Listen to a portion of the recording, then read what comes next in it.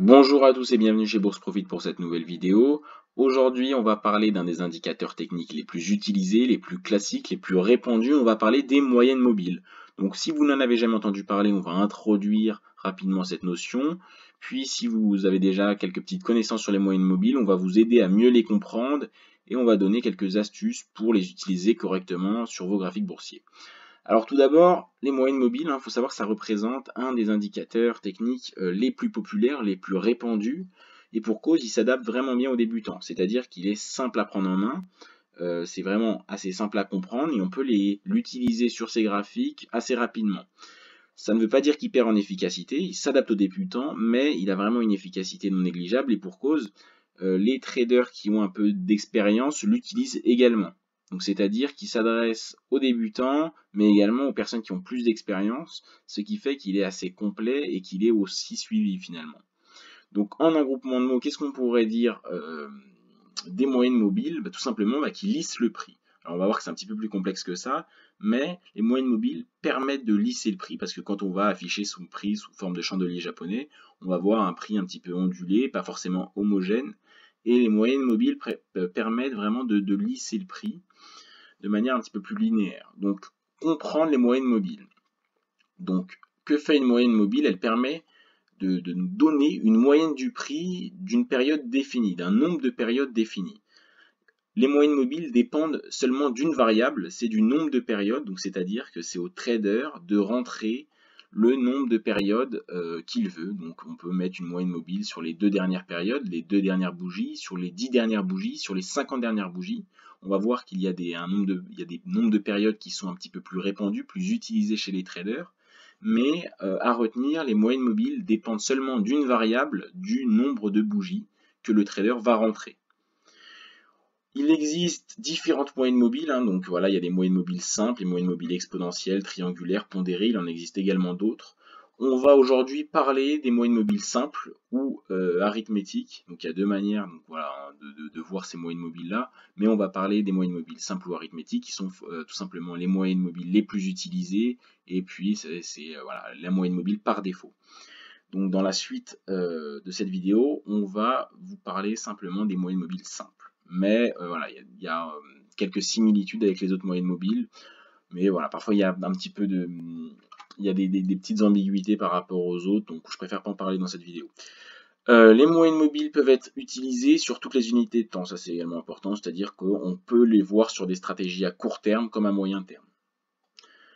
Donc, comment se calcule une moyenne mobile quand on les met sur les graphiques, on ne sait pas forcément comment un indicateur technique est calculé, mais c'est toujours mieux de le savoir, surtout que pour les moyennes mobiles, c'est très simple.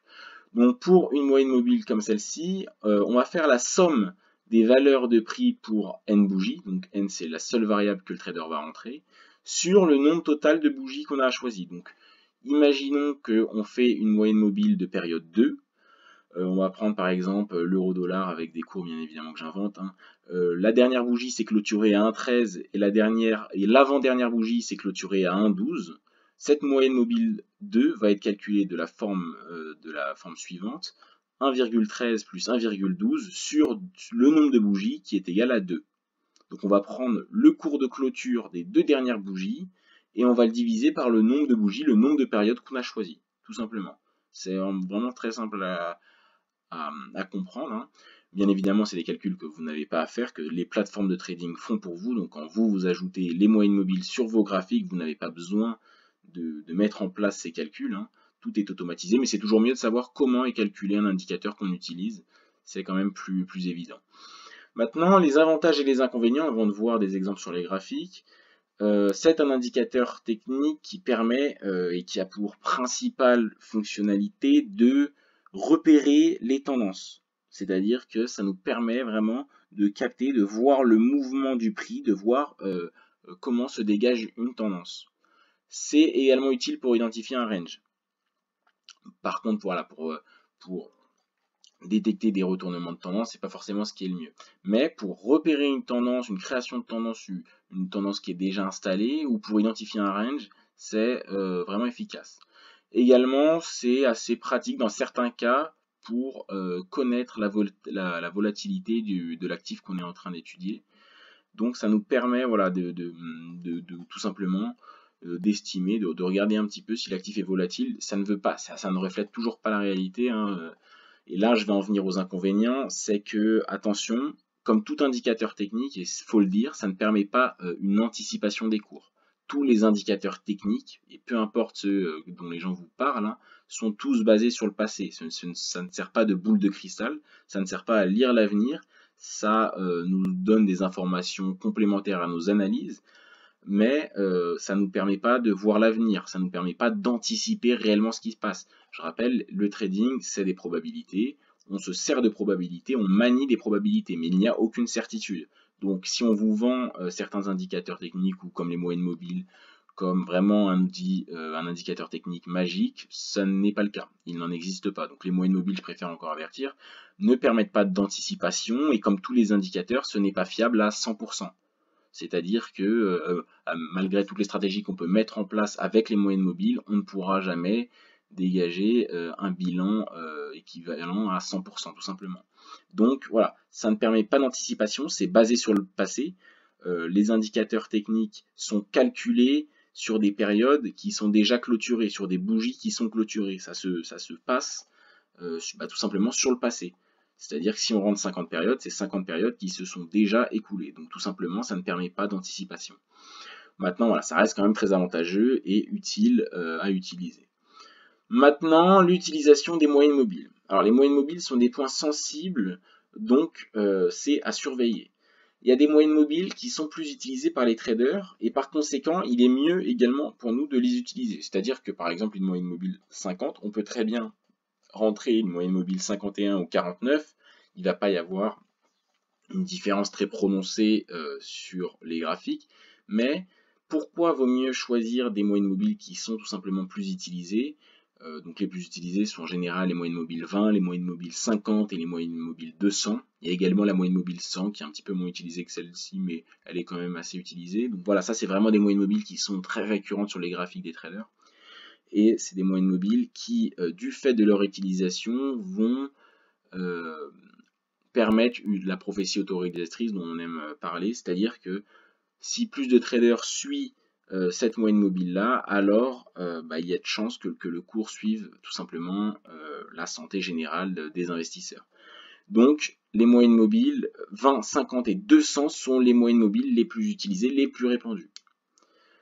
Maintenant, il est intéressant de choisir des moyennes mobiles utilisées par de nombreux intervenants, donc ça c'est le point que je viens de dire, parce que voilà, s'il est mieux de savoir ce que comment les autres traders analysent leurs graphiques. Il faut toujours se mettre dans le sens des autres traders, dans le sens des autres investisseurs, pas forcément des traders particuliers, mais des investisseurs d'une manière générale, et essayer de voir comment le marché évolue et qui fait cause et qui influe sur le marché et de quelle manière. Il ne faut pas s'opposer au mouvement tout simplement de l'actif qu'on est en train d'étudier. Il faut chercher tout simplement à capter un mouvement qui a déjà lieu, et pour ça on va utiliser les mêmes outils que les autres.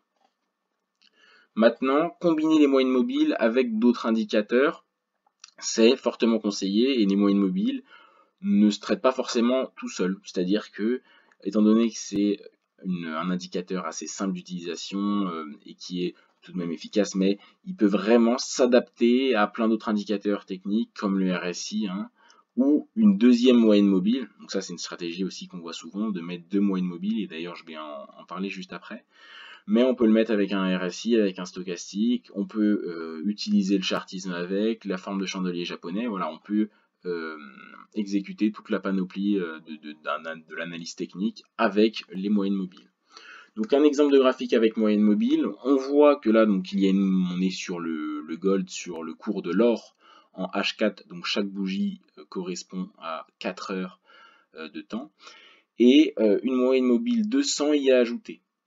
Donc c'est une moyenne mobile qui est très utilisée, et on va voir que le prix travaille à de nombreuses reprises cette moyenne mobile 200. Elle va le travailler une première fois ici, elle va mécher, elle va rebondir de manière assez précise quand même, hein, sur cette moyenne mobile là, donc sur la moyenne mobile 200, et puis on va voir qu'elle va rebondir une deuxième fois, une troisième fois, encore une fois ici, une fois là, donc voilà. On voit qu'en fait elle va jouer un petit peu un rôle de résistance, et que cette moyenne mobile là va bloquer le prix en bas, et à chaque fois le prix va rebondir à plusieurs reprises. On voit que voilà, ces moyennes mobiles-là, vraiment ont une influence non négligeable et qu'elles vont justement être des zones sensibles sur l'actif en question. Maintenant, on va vous donner un petit exemple de stratégie assez classique de combinaison de deux moyennes mobiles. Donc la stratégie, c'est d'utiliser une moyenne mobile court terme et une moyenne mobile long terme. Donc exemple, une moyenne mobile 20 et une moyenne mobile 200. Plus la moyenne mobile prend des périodes en compte, moins elle est réactive, mais ces signaux sont parfois plus fiables. C'est-à-dire que c'est pas forcément que les signaux sont plus fiables, mais c'est qu'elle a plus, elle est plus dure à être, voilà, on va la casser moins facilement. C'est-à-dire qu'une moyenne mobile 20, par exemple, va suivre et coller le prix plus facilement, mais par contre, elle va être plus réactive, mais elle va être plus facilement cassée. Alors qu'une moyenne mobile 200 va bouger, ses mouvements vont être plus lents, elle va être moins nerveuse, mais elle va avoir plus de solidité, si on peut appeler ça comme ça. Donc, cette petite stratégie de deux moyennes mobiles, c'est de regarder le croisement du prix des deux moyennes mobiles.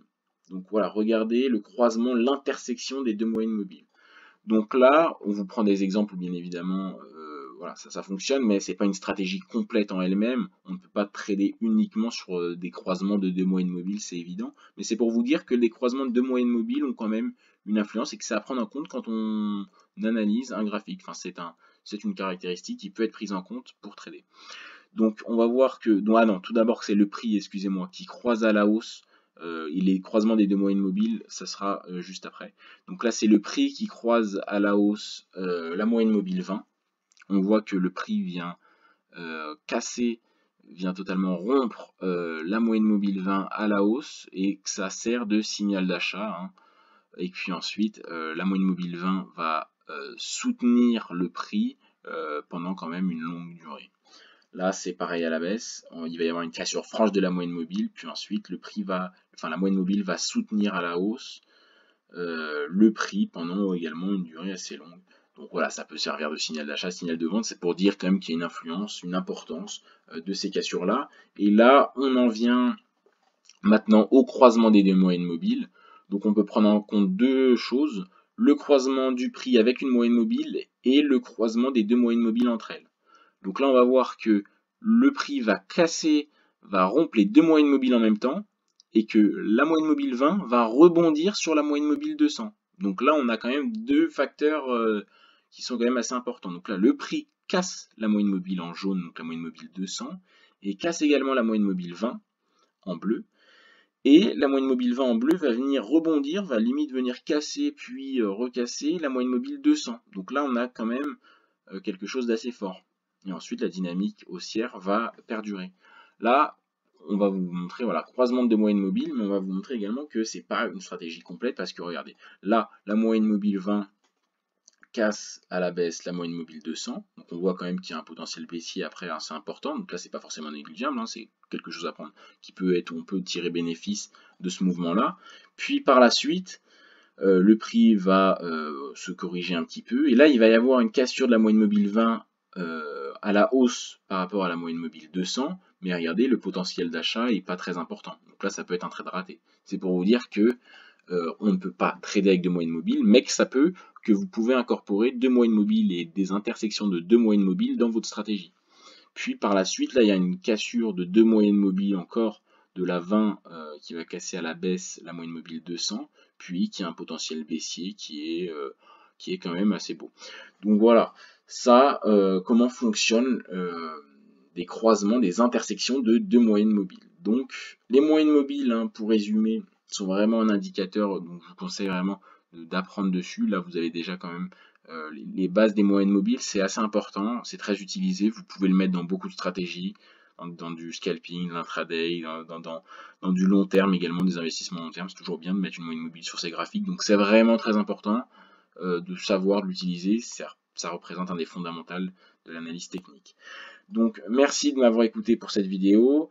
Vous pouvez nous suivre sur notre Instagram qui est dans la description, vous allez voir qu'on poste une publication par jour. Et également, il y a notre site internet qui est dans la description, on poste des articles de façon assez régulière. Merci de m'avoir écouté et à une prochaine vidéo.